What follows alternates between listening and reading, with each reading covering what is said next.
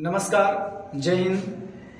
आप सभी लोग का स्वागत और अभिनंदन आधारशिला क्लासेस पर। आज पुनः आप लोग को हम 10th क्लास के भौतिकी जो है उसके एक पार्ट है जिसको हम आप लोग को प्रूफ करने जा रहे हैं, जिसको कह रहे हैं गोलीय दर्पण। और गोलीय दर्पण में हम लोग एक सिद्ध करेंगे फॉर्मूला जिसको बोला जाता है F बराबर R/2। और ये जो गोलीय दर्पण में हम लोग सिद्ध करेंगे, ये हम लोग सिद्ध करेंगे अवतल दर्पण में। तो अवतल दर्पण में हम लोग सिद्ध करेंगे कि फोकस दूरी और उसके वक्रता त्रिज्या में जो संबंध होता है उसको किस तरीका से व्यंजक प्राप्त किया जाता है। तो चलिए आज का क्लास हम लोग स्टार्ट करते हैं और देखते हैं कि किस तरीका से इसको हम लोग को साबित करना है। तो देखिए, सबसे पहले हम लोग क्या एक बना लेते हैं, एक बनाते हैं हम लोग अवतल दर्पण। अब जब अवतल दर्पण हम लोग बना रहे हैं तो अवतल दर्पण के देखिए, अवतल दर्पण के बाहरी जो भाग है वो कलई किया हुआ रहेगा और ये जो धंसा हुआ जो परावर्तक सतह है ये हम लोग अवतल दर्पण इसको कहते हैं कि इसका जो परावर्तक सतह धंसा हुआ होता है वो बाहरी इसके कलई किया हुआ रहता है, पेंट किया हुआ रहता है। अब इसको मान लेते हैं M1 एक अवतल दर्पण है। अब एक अवतल दर्पण है, इसको क्या कर लेते हैं हम लोग, एक प्रधान अक्ष है, प्रधान अक्ष, मुख्य अक्ष। अब यहां पर ले लेते हैं P। अब ये इसको अगर कहीं पर ये गोलीय भाग है तो कहीं ना कहीं इसका वक्रता केंद्र होगा, C मान लेते हैं। और C और P के मध्य बिंदु को मानते हैं हम लोग F। दोनों के मध्य बिंदु को F माना जाता है। अब एक प्रकाश की किरण मुख्य अक्ष के समानांतर अवतल दर्पण पर आपतित हो रहा है। अब जब अवतल दर्पण पर प्रधान अक्ष के समानांतर या मुख्य अक्ष के समानांतर आपतित होता है तो वह फोकस से होकर जाता है। यह जो है फोकस से होकर परावर्तित होगा। अब फोकस से परावर्तित होगा। अब आगे हम लोग देख लेते हैं कि यह जो है एक समानांतर मुख्य अक्ष के समानांतर एक आपतित किरण, इसका नामकरण करते हैं, इसको ये हो जाएगा B। उसके बाद एक अब क्या कर लेते हैं कि C और B को मिलाते हैं। C और B को अगर हम मिलाएंगे, थोड़ा सा इसको सीधा और कर लेते हैं, ठीक है, इस तरीका से ऐसे। अब C और B को अगर हम मिलाएं तो C और B को मिलाएंगे तो देखिए C और B को मिला देते हैं ऐसे। अब C और B को मिलाते हैं तो यहां पर देखिए परावर्तन के नियम से अब हम लोग को देख लेते हैं, ये वाला जो है अभिलंब, इसको मान लेते हैं CB या BC को। CB और BC को अभिलंब मान लेते हैं, तो अभिलंब मानेंगे इसको तो देखिए ये हो जाएगा I। अब ये हो जाएगा I आपतन कोण, तो इसको मान लेंगे हम लोग R परावर्तन कोण ऐसे। अब P से F की दूरी होती है फोकस दूरी, मतलब ध्रुव से ये जो F की दूरी हो जाएगा इसी को हम लोग फोकस दूरी कहते हैं, ऐसे होगा।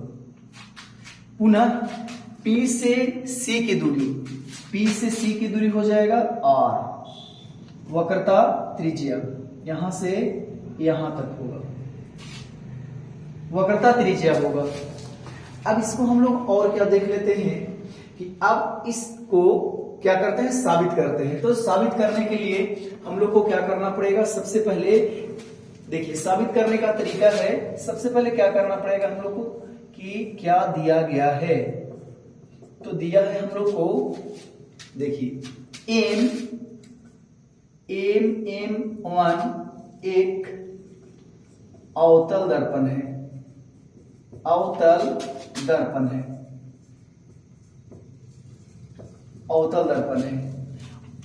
अब इसमें और सारा चीज लिखा जा सकता है लैंग्वेज के रूप में। AB आपतित किरण है, B अगर इसको ले लें हम X परावर्तित किरण है, और CB इसका अभिलंब है।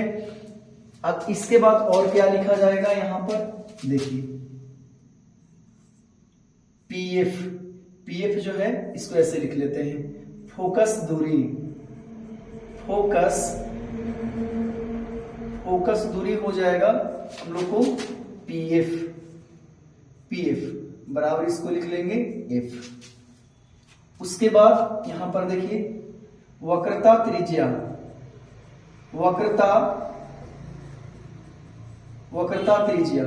वक्रता त्रिज्या हो जाएगा PC बराबर R। अब हम लोग को क्या करना है, यहां पर सिद्ध करना है, सिद्ध क्या करना है कि ये जो गोलीय दर्पण है अवतल दर्पण में फोकस दूरी जो होगा वक्रता त्रिज्या की आधी होती है। ये हम लोग को प्रूफ करना है। अब ये प्रूफ करना है तो उसके बाद आगे चलते हैं प्रमाण में। आगे हम लोग चल लेते हैं प्रमाण में कि क्या क्या हम लोग को इसमें मिलेगा प्रमाण, जिसके तहत जो है हम लोग फोकस दूरी और वक्रता त्रिज्या की आधी जो होती है फोकस दूरी, उसको हम लोग उसका व्यंजक प्राप्त करें। तो सबसे पहले हम लोग को क्या करना है कि देखिए हम लोग I और R बराबर कर लेंगे परावर्तन के नियम से। परावर्तन के नियम से अगर I और R अगर हम बराबर कर लें तो लिखेंगे कैसे, तो लिखेंगे कोण, इस कोण का अगर मान निकालना है तो ABC, और फिर इस कोण का निकालना है तो CBF, ऐसे निकाल लेंगे। ठीक है, तो लिखेंगे ऐसे, देखिए कोण ABC बराबर ABC, ये कोण हो जाएगा I और फिर R लिखना है तो CBF।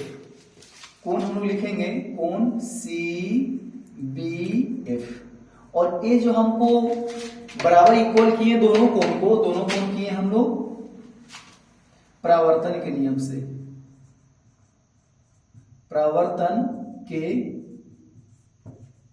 से, क्योंकि परावर्तन के नियम में दूसरा जो नियम होता है वो होता है आपतन कोण परावर्तन कोण के बराबर हो जाते हैं। तो इसको मान लेते हैं समीकरण 1। अब पुनः चल लेते हैं, यदि AB और PC समानांतर है, अगर AB और PC अगर समानांतर है, AB और PC अगर समानांतर है तो समानांतर है तो हो क्या जाएगा, अब यहां पर इसको BC अगर इसका तिर्यक रेखा है, जैसे दो अगर समानांतर रेखाएं हैं, एक तिर्यक रेखा अगर इसको काट रहा है तो एकांतर कोण बराबर होते हैं। एकांतर कोण इसमें हो जाएगा ABC मतलब I, ये कोण हो जाएगा कोण ABC कोण होगा, और इसके बराबर होगा ये वाला कोण C पॉइंट, तो लिखेंगे BCF, कोण होगा BCF। इसको हम लोग कहेंगे एकांतर कोण से, एकांतर कोण से, इसको मान लेंगे समीकरण 2। अब समीकरण 2 मानेंगे तो देखिए समीकरण 1 और 2 के तुलना अगर हम करते हैं, समीकरण 1 और समीकरण 2 को तुलना करने पर, अब तुलना करने के बाद क्या हो रहा है, दोनों समीकरण के बायां साइड जो है बराबर है तो दायां साइड में बराबर हो जाएगा। तो हम लिख सकते हैं कोण CBF बराबर कोण BCF। कोण CBF और BCF, CBF ये कोण और BCF ये कोण, ये दोनों कोण जो है, दोनों कोण आपस में क्या हो रहा है, बराबर हो गया।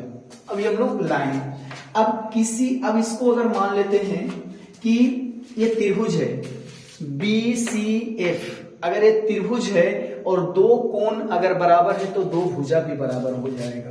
तो हम लोग लिख सकते हैं कि त्रिभुज BCF एक समद्विबाहु त्रिभुज है। अब यहां पर किसी त्रिभुज के दो कोण अगर बराबर है तो दो भुजा बराबर हो जाएंगे। तो यहां पर देखिए दोनों भुजा कौन से बराबर हो जाएंगे, ये भुजा बराबर होगा और ये भुजा बराबर होगा। तब हम लोग लिख सकते हैं कि CF बराबर FB, यहां पर हम लोग लिख देंगे CF बराबर FB। ये दोनों भुजाएं त्रिभुज के BCF के बराबर हो जाएंगे। अब दो भुजाएं इसका बराबर हो गया तो अब क्या कर लेते हैं कि यदि अगर B जो बिंदु है P के बहुत नजदीक अगर हो जाए तब तो FB जो दूरी है वो PF के बराबर हो जाएगा। ठीक है ना, इसको ऐसे भी समझ सकते हैं कि अगर यहां पर P है और यहां पर F है, यहां पर B है। अब B जो पॉइंट है धीरे धीरे क्या हो रहा है, B के करीब आ रहा है। तो B के करीब आएगा तो B जो है P के करीब आएगा तो FB जो है PF या FP के बराबर हो जाएगा, क्योंकि ये इसके दूरी के बराबर हो गया। तो उसके बाद हम लोग अब क्या कर लेते हैं, लिखते हैं कि बिंदु B P के बहुत नजदीक हो, तब क्या होगा, नजदीक हो जाएगा तो देख लीजिए B बिंदु P के बहुत नजदीक हो जाएगा तो FB और PF दोनों बराबर हो जाएगा। मतलब PF बराबर हो जाएगा FB के। इसको अगर मान लें समीकरण 3 और इसको मान लें समीकरण 4, तो समीकरण 3 और 4 को अगर हम लोग तुलना करेंगे तो दोनों के बायां तरफ बराबर हो जाएगा। अब दोनों के बायां तरफ बराबर हो जाएगा तो लिख सकते हैं समीकरण 3 और समीकरण 4 को तुलना करने पर तो दोनों के दायां तरफ का बराबर हो जाएगा तो दोनों के बायां साइड बराबर हो जाएगा। इसी तरीका से हम लोग लिख सकते हैं PF बराबर CF, PF बराबर CF, PF बराबर CF, ये दोनों बराबर है। अब ये दोनों बराबर है और PC के मध्य बिंदु ये है F। तो यहां पर अगर हम लोग लिखें कि क्या लिखें, देखिए लिखें कि F, चूंकि F PC का मध्य बिंदु है तब अब F जो है PC का मध्य बिंदु है तो हम CF के जगह पर लिख सकते हैं PC/2, क्योंकि ये दोनों बराबर हो जाएगा, ये मध्य बिंदु पर है तब। तो हम लिख सकते हैं PF तो यहां पर लिखी ही है PF, CF के जगह पर लिख सकते हैं PC/2। अब देखिए यहां से हम लोग बैठाएंगे कि हम लोग लिखे हैं PF के जगह पर F और PC के जगह पर R। तो PF के जगह पर हम लोग लिख देंगे F और PC के जगह पर लिख देंगे R और by2। तब हम लोग कह सकते हैं कि अवतल दर्पण में फोकस दूरी वक्रता त्रिज्या की आधी होती है, वक्रता त्रिज्या की आधी होती है। यही हम लोग को प्रूफ करना था बच्चे लोग। तो बहुत आसान तरीका से हम लोग क्या किए, अवतल दर्पण में क्या कर लिए, प्रूफ हम लोग कर लिए। ठीक है ना। चलिए, तो आज का आप लोग का सेशन आसान लगा होगा।